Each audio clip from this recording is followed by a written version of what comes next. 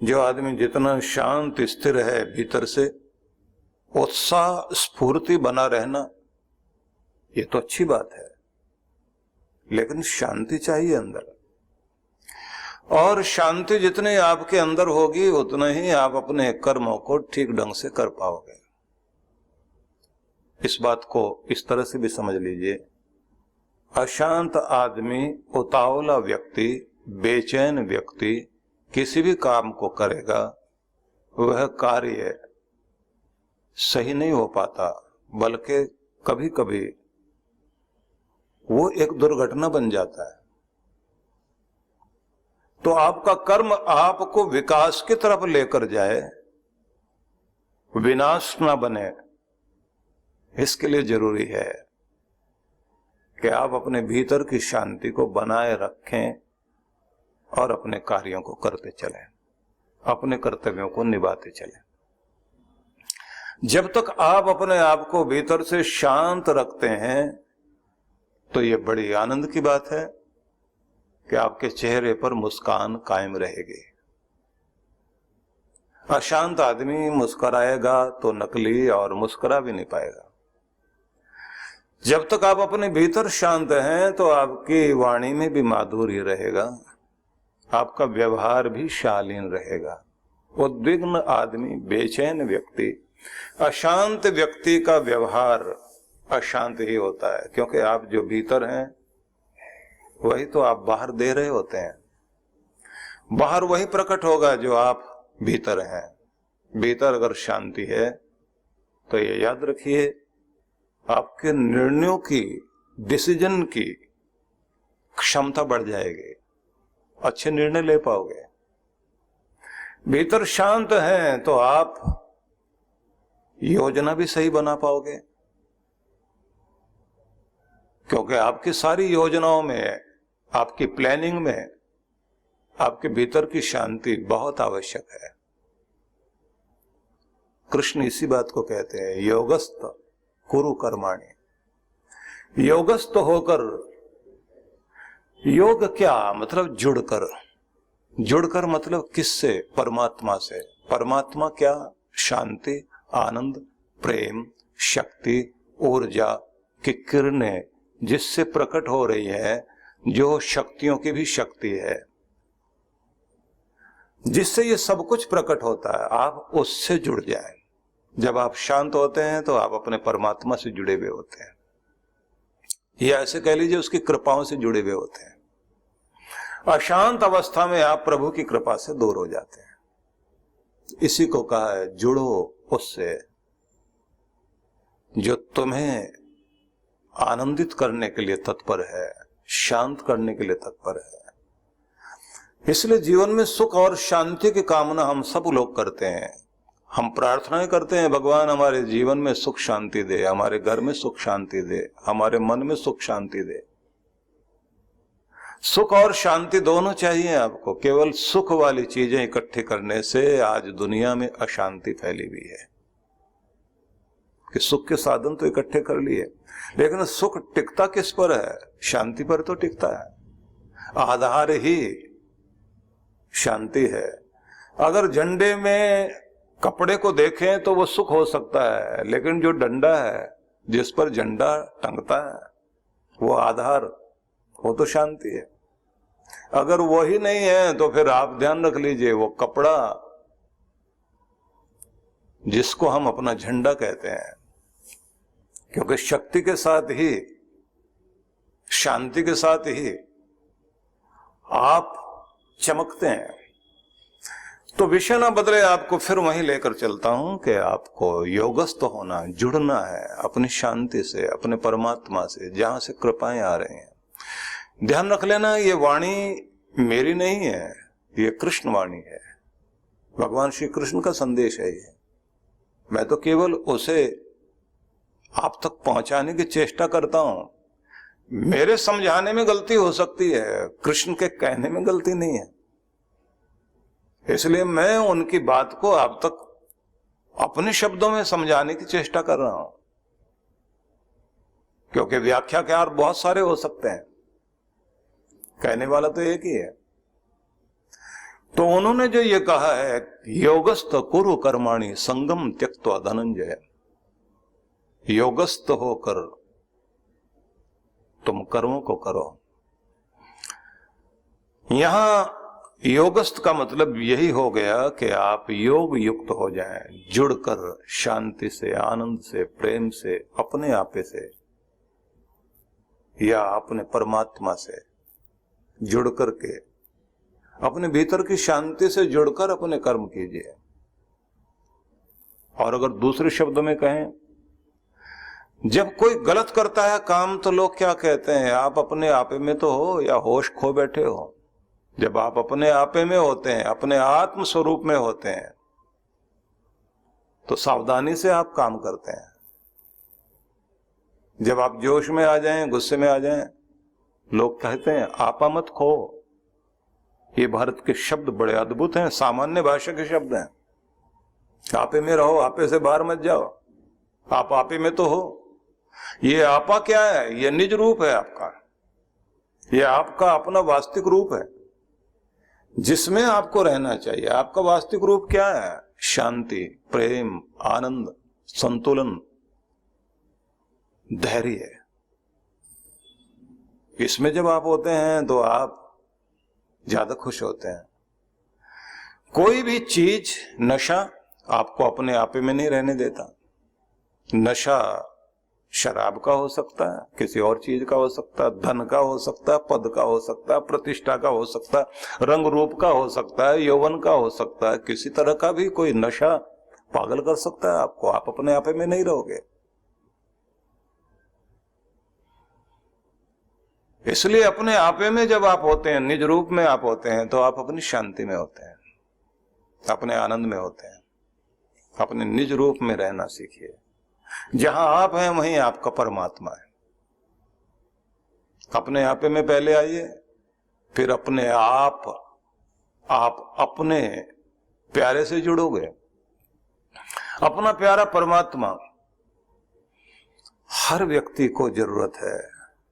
वो सफल भी होना चाहता है, वो शांत भी होना चाहता है, वो सुखी भी होना चाहता है, वो सुरक्षित भी होना चाहता है, वो साधन संपन्न भी होना चाहता है। वो ये भी चाहता है कि मैं शरीर से भले ही चला जाऊं, लेकिन उसके बाद भी मेरा नाम रहना चाहिए।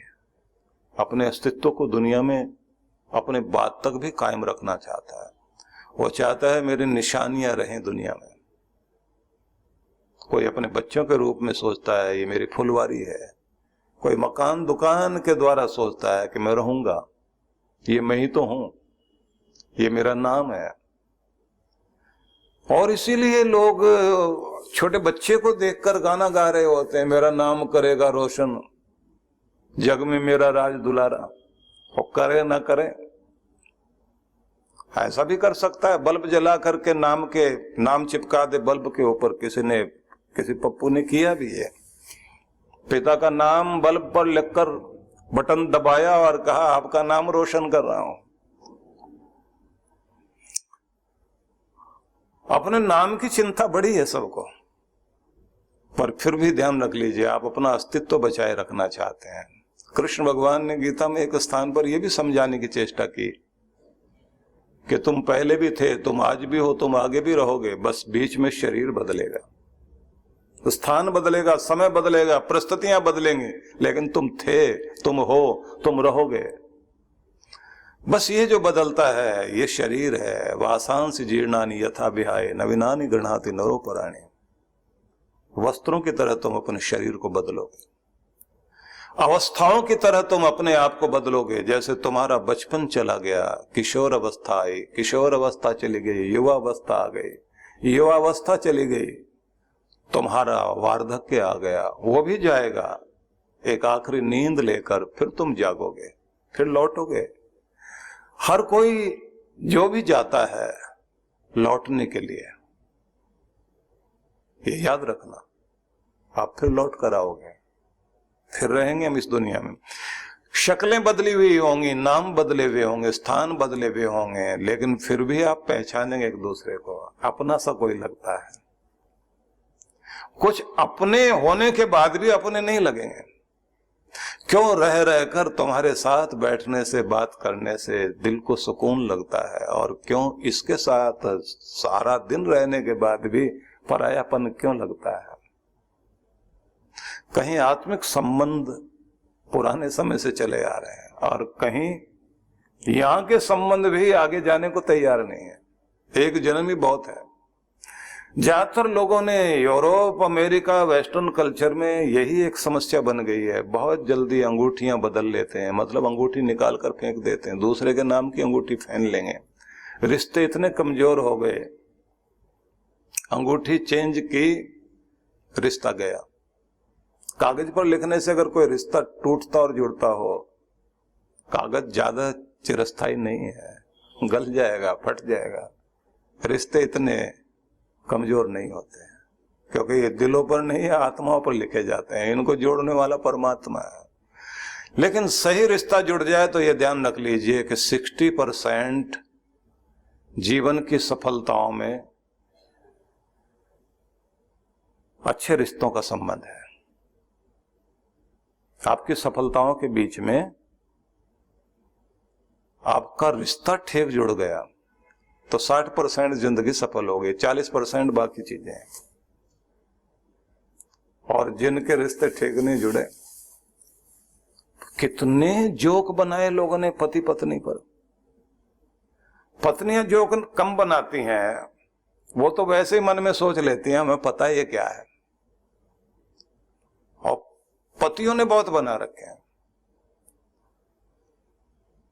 कोई आदमी पूछ रहा है कि भाई साहब, अगर आपकी पत्नी को भूत पकड़ ले तो आप क्या करोगे? बोले मैं क्या करूंगा, गलती भूत की है, क्यों पकड़ा उसने? भूत ने अगर पकड़ा, निपटे अपने आप। मैं इतने समय से निपट रहा हूं, मुझे पता मेरा क्या हाल है। अगर भूत ने पकड़ लिया तो अब निपटे अपने आप, मैं कुछ करने वाला नहीं। पकड़ा क्यों उसने उसको? बहुत तरह की चीजें बना ली गई हैं। लेकिन अगर ध्यान रख लीजिए, रिश्ता ठीक नहीं जुड़ पाया, जीवन हिलेगा आपका। और अगर निभाना आ गया आपको, जैसा भी है, जिस तरह का भी मेरा जीवन साथी, भगवान का दिया हुआ जो भी कुछ मेरे पास है बेहतरीन है, मैं उसे ठीक करने की चेष्टा करूं ऐसा नहीं है। मैं अपने आप को ठीक करूं, मुझे निभाना आना चाहिए। चीजें ठीक होती हैं, होंगी तभी जब आप अपने अंदर संतुलन बनाओ। इसलिए कृष्ण कहते हैं भीतर से आपको अपनी शांति से जुड़ना बहुत जरूरी है। योगस्थ कुरु कर्माणि संगम त्यक्त्वा धनंजय। यहां जिससे जुड़ना है वो परमात्मा है, उसी से शांति की किरणें आती हैं, उसी से प्रेम की किरणें आती हैं, उसी से आनंद की किरणें आ रही हैं। वही संतुलन भी दे रहा है, वही धैर्य भी दे रहा है, वही निर्भीकता ला रहा है, वही आपको खिलने के लिए आपको शक्ति देता है। बस थोड़ा सा प्रयास आपको करना। एक सज्जन बोलते थे कि दुनिया तुम्हें हंसने नहीं देगी, मुस्कुराने नहीं देगी, उनको तकलीफ इसी बात की है। वो ये उनका ढंग ही था बोलने का कि डियर लोगो, डियर लोगो।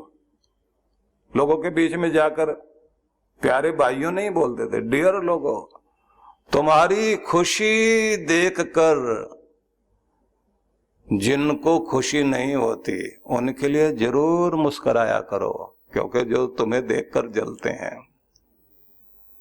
तुम्हारी खुशी देखकर जलते हैं, उन्हें जलने की आदत है, थोड़ा और ज्यादा मुस्कुरा दिया करो। यही उनकी सजा है कि उनको आपकी मुस्कुराहट बर्दाश्त नहीं है। थोड़ा और खुश हो जाओ। अगर किसी जले मरने की ही आदत है तो थोड़ी सी मुस्कुराहट बढ़ा लो अपने। बहुत लोगों को आपकी खुशियां, आपकी प्रसन्नता पसंद नहीं है, उनको देखकर रोना मत शुरू कर देना, और खुल के हंसो और मुस्कुराओ। तरह तरह के जीव हैं दुनिया में, लेकिन आपको अपने भीतर की शांति को स्थिर तो करना ही पड़ेगा। परमात्मा ने आपको जो भी शक्ति दी है उसका लाभ आपको लेना है। तो योगस्थो कुरु कर्माणि संगम त्यक्त्वा धनंजय, योगस्थ होकर कर्म करें, अपनी आंतरिक शांति में स्थिर होकर।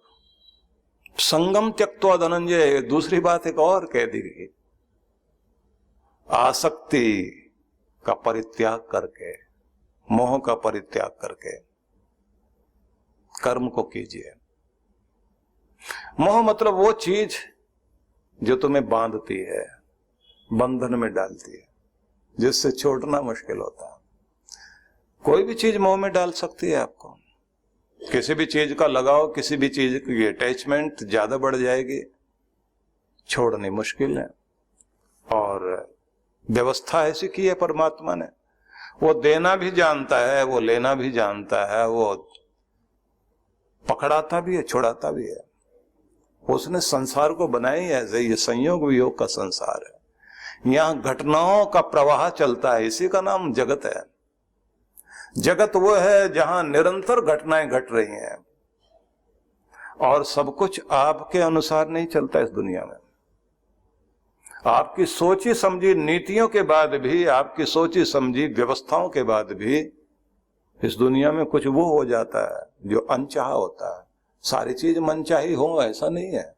दुख इसी बात के कारण होता है कि जब हमारा मनचाहा हो जाए तो हम सुखी, और अनचाहा हो जाए तो हम दुखी। लेकिन अनचाहे को जो मनचाहा बनाना सीख जाए, बस वो सुखी। यही जीवन का तरीका है।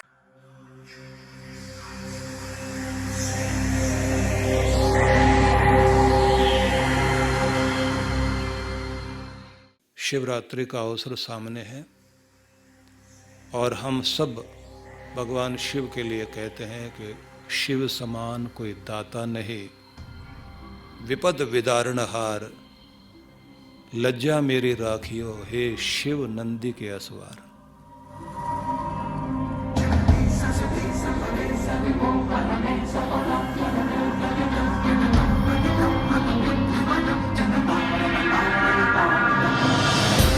इसलिए आनंद देने वाले शिव हैं, संकट मोचक शिव हैं। और जब किसी से कुछ भी नहीं बन पाए, कोई भी आराधना सफल ना हो पाए, आखिर में आदमी कहता है शिव की शरण में चलें, महामृत्युंजय का जाप करें तो हमारे कष्टों का निवारण हो।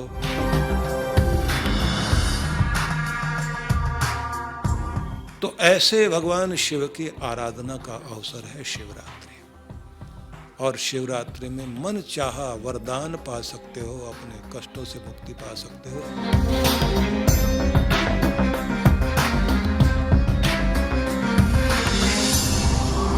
और शिवरात्रि से 2 दिन पूर्व का कार्यक्रम हम लोगों ने रखा है, जिसमें आप लोग यहाँ ध्यान में भाग लेंगे।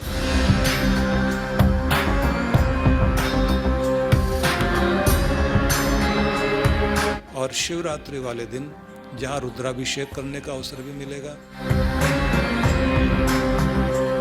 शिव का यज्ञ करने का अवसर भी मिलेगा, शिव सत्संग में भी आप लोग भाग ले सकेंगे।